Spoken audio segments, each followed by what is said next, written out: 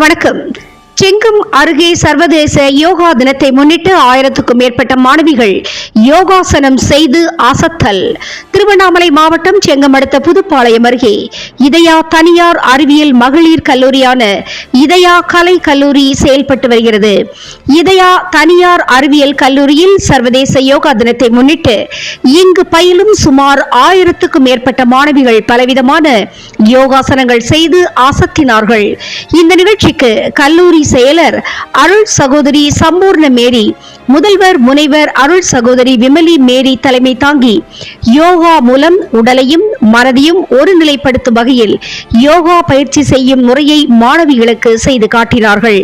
மேலும் சிறப்பு அழைப்பாளர்களாக மருத்துவர்கள் பரந்தாமன் சரண்ராஜ், சசி யோகா பயிற்சியாளர் சரண்ராஜ் மற்றும் எழில் சுகாதார ஆய்வாளர் சத்யா ஆகியோர் கலந்து கொண்டார்கள். தினமுகம் எக்ஸ்பிரஸ் செய்திகளுக்காக மண்டல தலைமை செய்தியாளர் டி குருபரன் மற்றும் ஐயம்மாள்.